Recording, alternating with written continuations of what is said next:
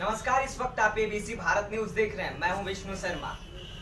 आप सभी को बता दें कि चुनावी सरगर्मियां तेज होती जा रही हैं और आज हमारे साथ जुड़ेंगे भारतवासी पार्टी के राष्ट्रीय अध्यक्ष डीपी भारतवासी जी। तो सबसे पहले आपका स्वागत है। बहुत बहुत धन्यवाद। सबसे पहले मैं मीडिया जगत के उन लोगों का आभार प्रकट करना चाहता हूं जो लोग पक्षपात रहित पत्रकारिता को अंजाम दे रहे हैं। बहुत बहुत धन्यवाद। सब पहला सवाल मेरा यही है कि आपने कब शुरुआत की, आपने राजनीति में कदम कब रखा? लगभग 15-20 वर्षों से एक आंदोलन को हम लोग अंजाम दे रहे थे कि भारत में लोकतंत्र तो है पर वास्तविक लोकतंत्र लागू नहीं है। इसके लिए आंदोलन को बहुत तेज गति से हम लोगों ने अंजाम दिया और आज समय आया।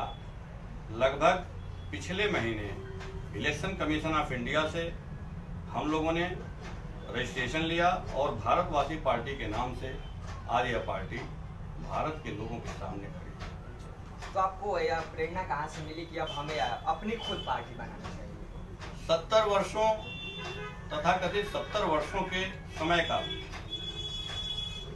माननीय मनमोहन सिंह जी जब प्रधानमंत्री थे तो भारत का कर्जा 33 लाख करोड़ रुपए था और 14 के बाद आज आपके सामने माननीय मोदी जी प्रधानमंत्री हैं। भारत का कर्जा इतना ज्यादा बढ़ गया कि लगभग 80 लाख करोड़ रुपए के आसपास हो गया। भारत की दिन प्रतिदिन बेरोजगारी घटने के बजाय बढ़ती जा रही है, अशिक्षा बढ़ रही है, शिक्षा का निजीकरण हो रहा है, जिससे भारत का एक बहुत बड़ा तबका शिक्षा से वंचित होने जा रहा है। भूखमरी खत्म होने की बजाय बढ़ रही है, गरीबी खत्म होने की बजाय बढ़ रही है। और आज सबसे बड़ी जो समस्या है महिलाओं के लिए, आज उनका रोडों पे अपने ही देश में सड़कों पे निकलना दूभर हो गया है।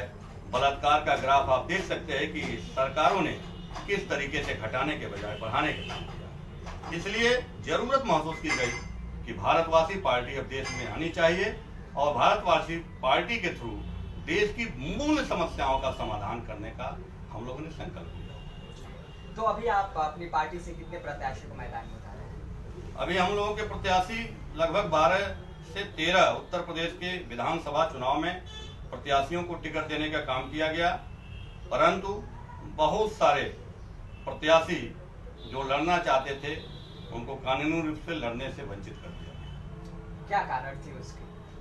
बहुत सारे जो विधायिका में विधानसभा के प्रत्याशी के लिए जो दिन प्रतिदिन कानून इतने टफ बनाए जा रहे हैं कि आम आदमी पर्चा भरने तक पहुंच ही नहीं पाता, और अगर पर्चा भर भी दिया तो पर्चा भरने के बाद तमाम तरह के कम्प्लीमेंट करके उसे बाहर कर दिया जा रहा है, उसके पर्चे को रद्द कर दिया जा रहा है। लोकतंत्र के बारे में अगर हम सवाल करें तो लोकतंत्र को लेकर जो आपकी पार्टी है उसकी क्या दृष्टि है? बहुत अच्छा सवाल है। आपको मैं बधाई देता हूँ कि पत्रकारिता जगत में आज पहली बार इस तरह का सवाल सामने आया है। लोकतंत्र को अगर समझना है तो लोकतंत्र के 3 बहुत ही मेजर सिद्धांत हैं। लोकतंत्र का पहला सिद्धांत है कि राजा का निर्माण जनता के मत से होना चाहिए। राजा का निर्माण रानी के पेट से होना बंद हो गया। ये बाबा साहब अम्बेडकर के कॉन्स्टिट्यूशन बनाने के कारण उन्होंने रानी का पेट का ऑपरेशन किया और जनता के मत से राजा का निर्माण होना शुरू हुआ।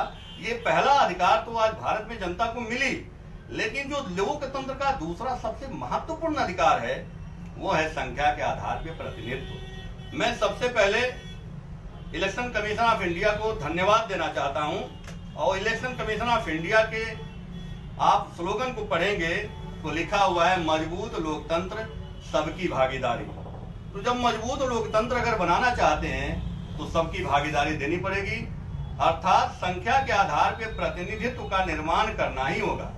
ओबीसी की संख्या 52% है।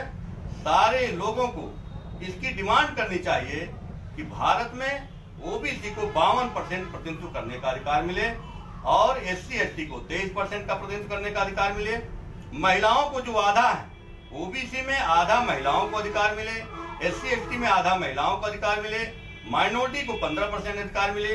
इसी सिद्धांत को भारतवासी पार्टी ने फॉलो किया हुआ है और 85% टिकट SC/ST, OBC, माइनॉरिटी और महिलाओं को संख्या के आधार पर देने का संकल्प लेती है भारतवासी पार्टी। तो इसमें आम जनता के लिए क्या क्या योजनाएं हैं? आम जनता के लिए बहुत सारी योजनाएं हैं, लेकिन उसके पहले हम लोकतंत्र के तीसरे सिद्धांत के बारे में थोड़ा सा बता दें।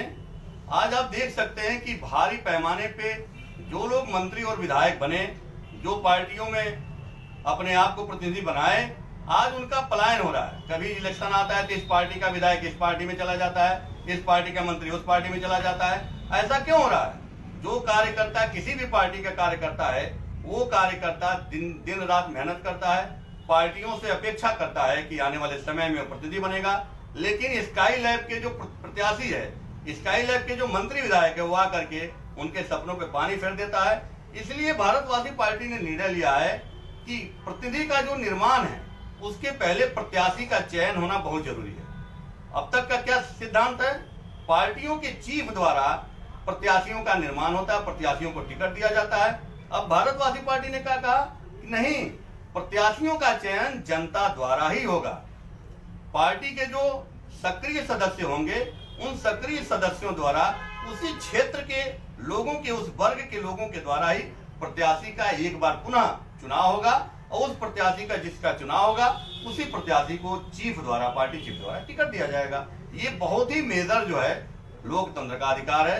अगर ये तीन सिद्धांत लोकतंत्र के लागू हो जाएं, तो भारत में बहुत बड़ा परिवर्तन और बहुत बड़ी क्रांति पैदा हो सकती है। तो बात सवाल थी कि मेरी वो आम जनता के लिए अभी क्या क्या योजना? आम जनता के लिए सबसे बड़ी जो हमारे पास योजना है, हमारे पास जो घोषणा पत्र हम लोगों ने लाया, उसमें लिखा हुआ है कि प्रत्येक भारत के प्रत्येक परिवार को कम से कम एक नौकरी नहीं दे सकते तो कम से कम एक रोजगार नहीं दे सकते तो कम से कम उसे 1 एकड़ की भूमि, और 1 एकड़ की भूमि भी अगर नहीं दे सकते, कम से कम पेंशन योजना से उसे, ताकि उसकी आर्थिक व्यवस्था को तुरंत ठीक किया जाए।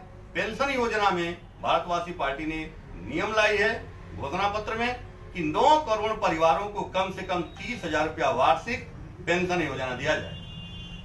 तो अभी आपने बताया कि जितने भी लोग आम जनता है, उनको मतलब किसी भी तरह से आर्थिक रूप से कमजोर नहीं किया जाएगा। बिल्कुल बिल्कुल बिल्कुल। और मेरा अगला सवाल यही है कि अभी मीडिया के लिए क्या है, मीडिया के बारे में क्या मैं? मीडिया हमारे लोकतंत्र का चौथा स्तंभ है, और मीडिया चूंकि न्याय का और सूचना का मामला मीडिया से बनता है। अगर आप न्याय पाना चाहते हैं तो जब तक एविडेंस नहीं होगा, तब तक आपको न्याय नहीं मिल सकता।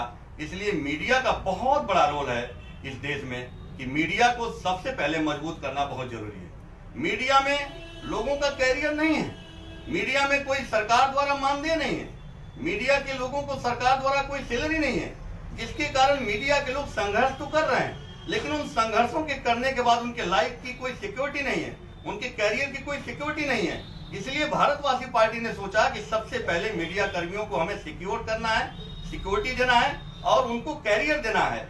आने पे, सरकार बनने पे, सेंट्रल मिनिस्ट्री बनने पे भारतवासी पार्टी मीडिया कर्मियों के लिए कम से कम एक साल में 50,000 रुपए का वार्षिक सूचना मानदेय देने का काम करेगी। शिक्षा को लेकर क्या कहेंगे? शिक्षा को लेकर इस समय बड़ा सवाल चल रहा है, तो शिक्षा पे क्या कहेंगे? बहुत अच्छा सवाल आपका है। और शिक्षा का भारतवासी पार्टी आने वाले समय में राष्ट्रीयकरण करेगी, और एक समान शिक्षा, निःशुल्क शिक्षा 130 करोड़ लोगों के लिए लागू किया जाएगा।